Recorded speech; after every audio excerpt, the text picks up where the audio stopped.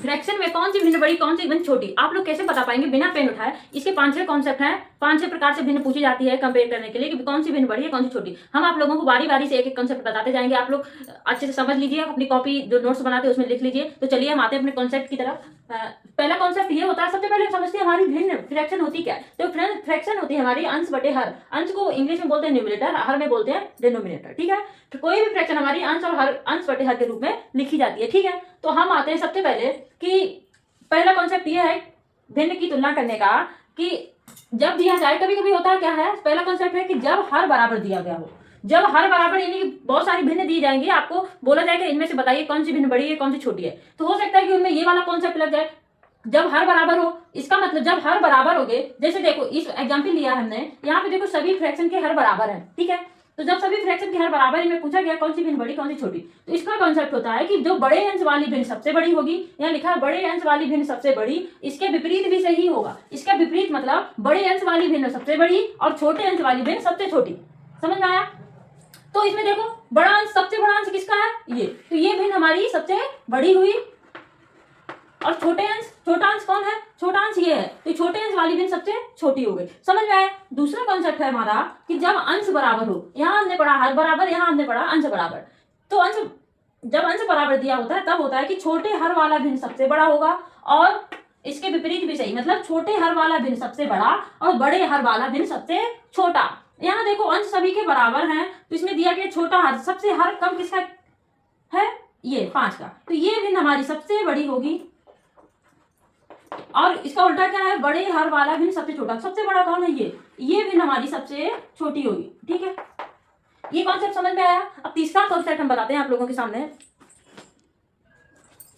उसके बाद तीसरा कॉन्सेप्ट हमारा उचित भिन्न। भिन्न हमारी 2 टाइप्स होती है, उचित भिन्न, अनुचित भिन्न। अनुचित भिन्न अभी बाद में बताएंगे, पहले उचित भिन्न को समझते हैं हम। उचित भिन्न हमारी होती है कि जब हमारा अंश जो होता है हर से छोटा होता है।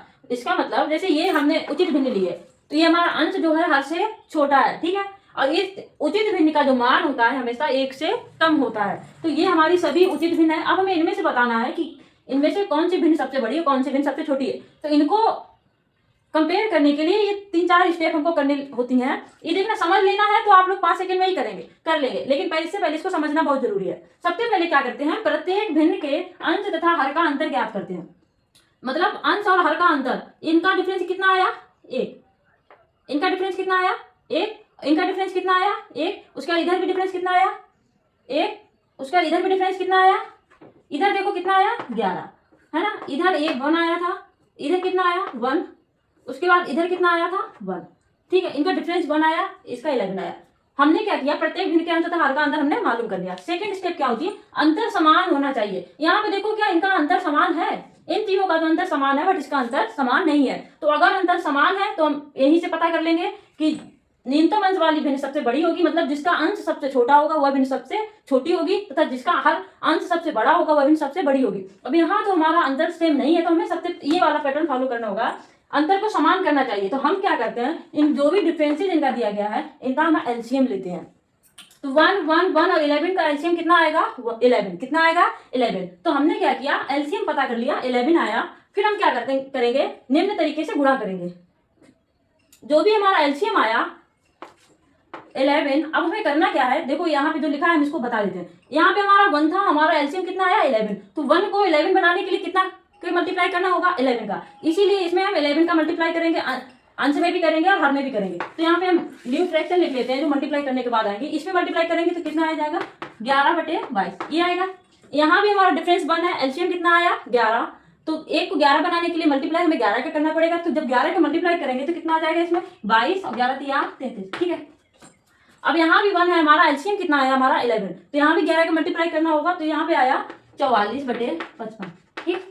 अब यहाँ पे डिफरेंस हमारा 11 था, जबकि हमारा एलसीएम भी कितना आया, 11। तो 11 को 11 बनाने के लिए मल्टीप्लाई कितना करना पड़ेगा, 1 का। तो 1 का गुणा करेंगे इसमें 12 में, तो 12 आएगा। 23 में गुणा करेंगे तो 23 में आएगा। हमने ये वाला कर लिया। यही यहाँ पे लिखा है कि न्यूमरेटर में हम LCM divided by difference between numerator and denominator, यानी कि न्यूमरेटर में गुणा करेंगे हम जो भी हमारा एलसीएम आया और जो भी डिफरेंस से भाग देंगे, वही तो हमने किया है यहाँ पे। यानी कि 1 हमारा डिफरेंस था, डिफरेंस हमारा न्यूमरेटर और डिनोमिनेटर का कितना है, 1। हमने एलसीएम से उसको भाग दिया तो कितना आया, 11 आया ना। तो 11 का हमने मल्टीप्लाई कर दिया, ठीक है। तो हमें ये नई भिन्न हमें पता चल गई। अब यहाँ पे थर्ड स्टेप क्या है, जिसका अंश सबसे छोटा होगा वह भिन्न सबसे छोटी होगी, तथा जिसका अंश सबसे बड़ा होगा वह भिन्न सबसे बड़ी होगी। तो यहाँ पे देखो सबसे कम अंश किसका है, ये वाली भिन्न का, तो ये भिन्न हमारी सबसे छोटी हुई और ये वाली भिन्न हमारी सबसे बड़ी हो गई, ठीक है। समझ में आया सभी लोगों को। अब एक और कॉन्सेप्ट लेकर आते हैं चौथा, उसको भी समझ लेना है। फोर्थ कॉन्सेप्ट हमारा है अनुचित भिन्न में। यदि दिए गए भिन्न सभी अनुचित हो तो अनुचित भिन्न क्या होता है, अनुचित भिन्न होता है जब हमारा न्यूमरेटर बड़ा होता है डिनोमिनेटर से, मतलब अंश का मान बड़ा होगा हर से, ठीक है। और इन जब अंश का मान हर से बड़ा होगा, मान लो कि यहाँ पे देखो अंश का मान हर से बड़ा है, तो अनुचित भिन्न का मान जो होता है हमेशा 1 से अधिक होता है, ठीक है। अब हमने एक एग्जाम्पल लिया है 3/2, 13/4, 6/5, 27/17, ये सभी हमारी अनुचित भिन्न है। इनको बताना है कि कौन सी भिन्न सबसे बड़ी है, कौन सी भिन्न सबसे छोटी है। हमने उचित भिन्न का कॉन्सेप्ट पढ़ा है, सेम कॉन्सेप्ट हमको यहाँ पे अप्लाई करना है, सिर्फ डिफरेंसेस यहाँ पे होगा।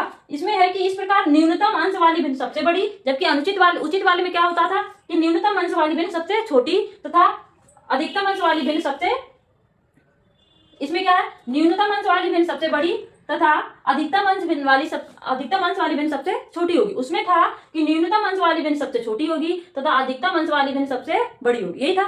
तो चलिए हम इसको सॉल्व करते हैं। इसमें क्या है, जब भी इस तरीके क्वेश्चन दिया जाए सबसे पहले क्या होता है, प्रत्येक भिन्न के अंश का अंतर ज्ञात करते हैं।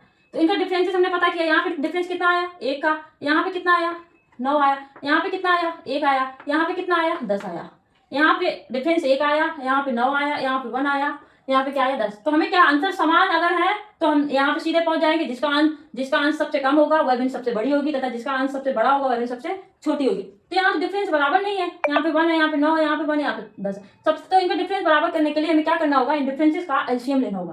तो 1, 9, 1 और 10, 9, 10 और 1 का एलसीएम कितना आएगा हमारा 90 आएगा। कितना आएगा हमारा 90, ठीक है। और यहाँ डिफरेंस 1 है, अब सेम क्या करेंगे, मल्टीप्लाई करेंगे। डिफरेंस 1 है, हम 90 को 1 से डिवाइड करेंगे तो हमारा डिवाइड कितना बार जाएगा 90 बार, 90 बार जाएगा। तो हम इसमें मल्टीप्लाई करेंगे, जो हमारी नई भिन्न आएगी हमको यहाँ लिख लेंगे, जो 90 का इसमें मल्टीप्लाई करेंगे 3 में तो कितना आ जाएगा हमारा 270, यहाँ पे कितना आ जाएगा 180, ठीक। यहाँ पे हमारा 9 है और यहाँ 90, तो हमारा भाग कितनी बार जाएगा 10 बार। तो इसमें हम कितने का गुणा करेंगे 10 बार, 130 आ गया, इसमें गुणा करेंगे 40 आ गया, ठीक है। यहाँ पे 1 है 90, तो 90 बार जाएगा भाग, 90 का इसमें मल्टीप्लाई करेंगे 60 में तो कितना आ जाए 9 सिक्का 54, 540, इसमें करेंगे तो 45 आ जाएगा, यानी कि 450, ठीक। यहाँ पे 10 था, यहाँ 90 है, तो मेरा भाग कितनी बार जाएगा 9 बार। तो हम इसमें 9 का गुणा करेंगे, 27 में 9 का गुणा करेंगे कितना जाएगा 9, 27 में 9 का गुणा करो, 27 निम्मा कितना हो जाएगा 9 7 63 की 3 हासिल 6, 9 दूनी 18 6 24, यही आएगा ना। 9 7 63 की 3 हासिल लगी 6, 9 दूनी 18 6 24, 27 अब 17 में 9 का गुणा करो तो 17 निम्मा कितना होता है 153। अब देखो क्या डिफरेंस हमारा बराबर आ रहा है। यहाँ पे देखो 90 हो गया डिफरेंस, यहाँ भी 90 हुआ, यहाँ भी 90 डिफरेंस हुआ और यहाँ भी 90, हमारा अंतर समान हो गया। अब हम यहाँ पहुंच जाएंगे। अंश देखो सबसे कम किसका है, सबसे छोटा अंश ये है, तो हमारी सबसे बड़ी भिन्न हमारी ये हो जाएगी तथा जिसका अंश सबसे बड़ा होगा वह भिन्न हमारी सबसे छोटी हो जाएगी, ठीक है। आप लोगों को समझ में आया होगा। अब आप लोग एक आंसर बताएंगे हमको कमेंट बॉक्स में, एक क्वेश्चन लिखते हैं हम, उसका आंसर आप लोग कमेंट बॉक्स में देंगे।